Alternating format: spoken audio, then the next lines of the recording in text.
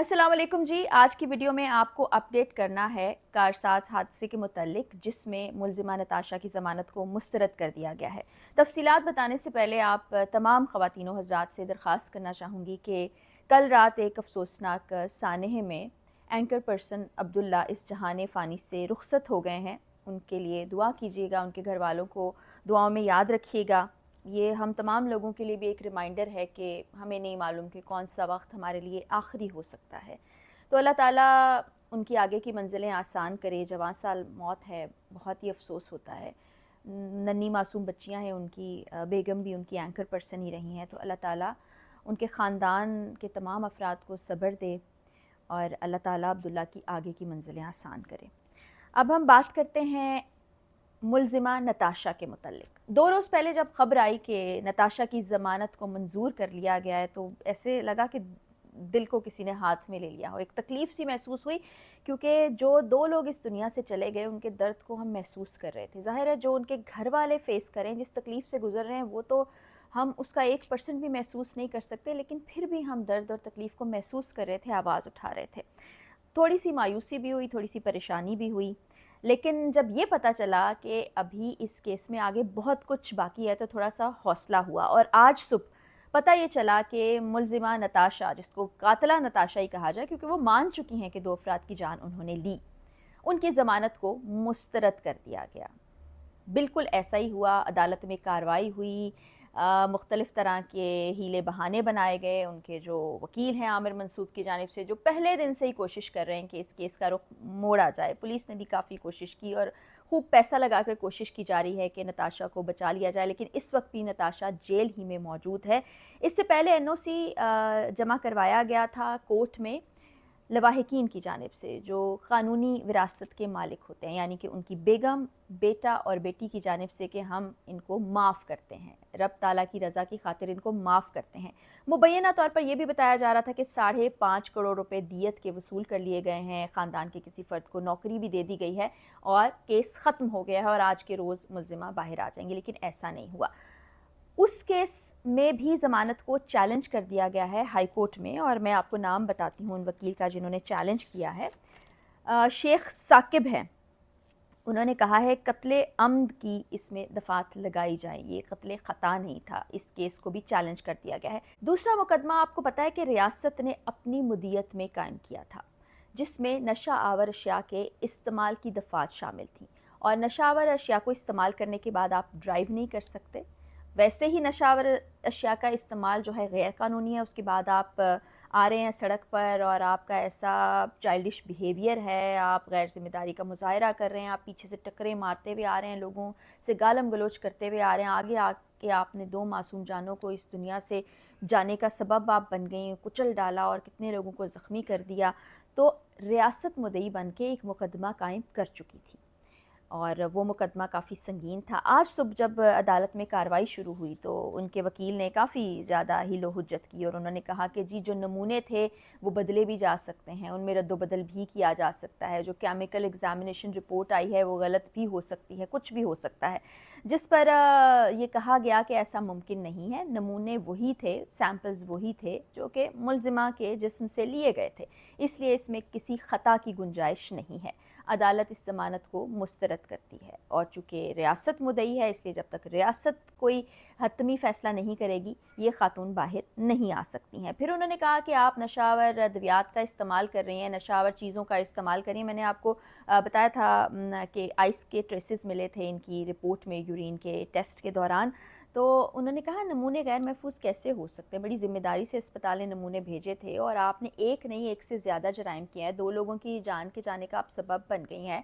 आपको किसी किस्म का कोई शर्मिंदगी का एहसास नहीं है, कोई आप महसूस ही नहीं कर रही कि आप क्या कर चुकी हैं। तो ज़मानत को मुस्तरद किया जाता है।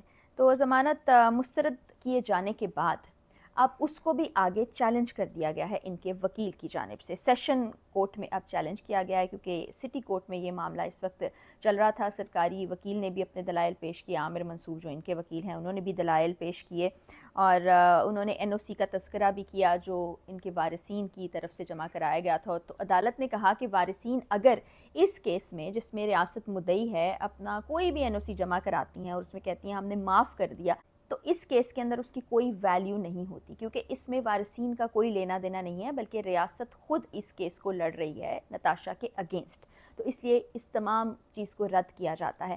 ساتھ ہی ساتھ اپنی تحریری حکم نامہ جو جاری کیا گیا ہے سٹی کورٹ کی جانب سے، اس میں افسوسناک اور حیرت ناک کے لفظ بھی استعمال کیے گئے ہیں کہ جس طرح کا ان خاتون کا بیہیویئر تھا، مقدمہ قائم ہونے کے بعد جو کچھ ہوا، اس میں یہ بہت افسوسناک پہلو ہمارے سامنے آئے ہیں۔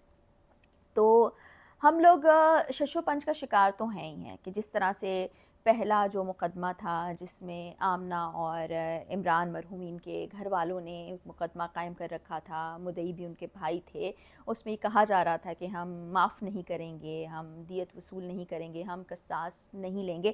اب شرعی طور پر اس کی گنجائش موجود ہے اور یہ بالکل ایک جائز اقدام ہوتا ہے، لیکن جن کا پیارا چلا جاتا ہے نا، دکھ اور تکلیف کے بارے میں وہی بتا سکتے ہیں کہ وہ کس کرب سے گزرے ہیں۔ اب معلوم نہیں کہ جو لوگ یہ سب کچھ کہہ رہے تھے کیا وہ دباؤ میں آئے ہیں یا واقع میں ہی دیت ادا کی گئی ہے یا کروڑوں میں یہ 2 جانوں کی قیمت اور بولی لگا دی گئی ہے۔ ان کے گھر والوں کی طرف سے، وکیل کی طرف سے کسی نے بھی اس کی تصدیق نہیں کی ہے۔ ذرائع کے مطابق یہ چیز سامنے آ رہی ہے، اور جو نوکری دی گئی ہے وہ کس کو دی گئی ہے یہ بھی پتہ نہیں ہے۔ ان کے گھر والوں نے یہی کہا ہے کہ جی ہم نے کوئی پیسے وصول نہیں کیے ہیں، ایسی کوئی ڈیل نہیں ہوئی ہے ہماری، یہ ایک الزام ہے۔ ہاں، ہم رب کی رضا کے واسطے ایسا کرتے ہیں، NOC میں یہ کلیئرلی لکھا ہوا ہے۔ لیکن میں پہلے دن سے یہی بات کرتی آئی ہوں کہ اگر ہم مختلف ممالک میں اس طرح کے کیسز کا جائزہ لیں تو ریاست ہی مدعی بنتی ہے۔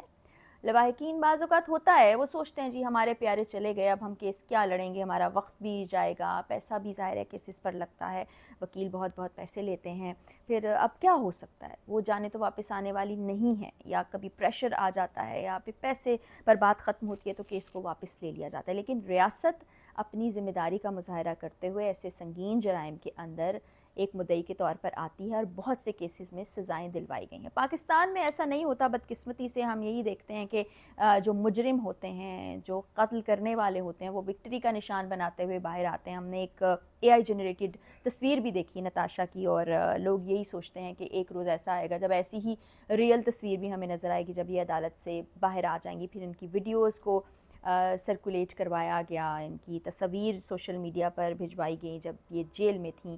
وہ اس اثر کو زائل کرنے کے لیے جو ہم لوگ یہ بات کر رہے تھے کہ یہ جیل سے باہر جاتی ہیں، یہ جیل میں موجود نہیں، ان کو سہولیات دی جاتی ہیں، اس پر بات کی گئی، لیکن اس کو دل نہیں مانتا تھا کہ یہ جو تصاویر ہیں، جو ویڈیوز ہیں، یہ حقیقت کے قریب تر ہیں۔ تو ابھی بھی ایسی ہی صورتحال ہے۔ تھوڑا سا دل عجیب سا ہے کہ اس کیس میں بھی آگے چل کر اس کی ضمانت کو منظور کر لیا جائے گا۔ یہ محترمہ جس طرح سے کیس کو رخ دینے کی کوشش کی جا رہی ہے، جو چیزیں ان کے لائر کہہ رہے ہیں، جس طرح کی جراح میں نقائص شامل کیے جا رہے ہیں، تو کیس ختم ہو جائے گا، ان کی ضمانت منظور کر لی جائے گی اور یہ باہر آ جائیں گی۔ بہت سے لوگ تو یہ کہہ رہے ہیں کہ یہ ملک سے باہر چلی جائیں گی، کیونکہ آپ کو پتہ ہے کہ ایسے لوگوں کے پاس دوہری نیشنلٹی ہوتی ہے، یا کبھی کبھی تو اپنے ملک کی نیشنلٹی چھوڑ کے یہ کسی بھی بیرون ملک کی نیشنلٹی حاصل کر کے بیٹھے ہوتے ہیں، تو ان کو بڑی آسانی سے وہاں بھیج دیا جاتا ہے۔ تو ابھی دیکھتے ہیں آگے کیا ہوتا ہے۔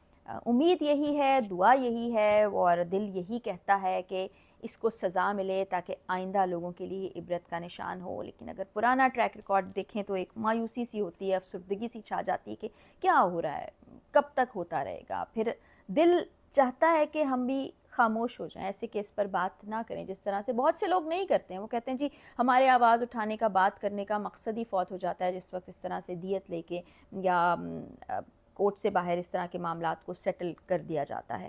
تو بہرحال سمجھ نہیں آ رہا کہ کیا فیوچر میں کیا جائے۔ آپ ہی کوئی رائے دیجیے گا کہ کیا کیا جائے۔ کیا اس طرح کے کیسز پر بالکل خاموشی اختیار کر لی جائے، کیونکہ ہمارے ہاتھ میں کچھ نہیں ہوتا، عدالت کے ہاتھ میں ہوتا ہے۔ پھر عدالت کے جب اس طرح کے فیصلے آتے ہیں اور ایسی وکٹری کے نشان والی تصاویر سامنے آتی ہیں، اور جب مجرم آزاد گھوم رہے ہوتے ہیں، تو دل کو بڑی تکلیف پہنچتی ہے۔ تو اللہ تعالیٰ رحم کرے، آمنہ اور عمران صاحب کے لواحقین کو صبر عطا کرے، ہماری عدالتیں صحیح فیصلے کریں، مجرموں کو سزا ملے اور اس طرح کے واقعات رونما نہ ہوں۔ دل سے یہ دعا ہے۔ اجازت چاہتی ہوں، اگلی ویڈیو میں ملاقات ہوگی۔ اللہ حافظ۔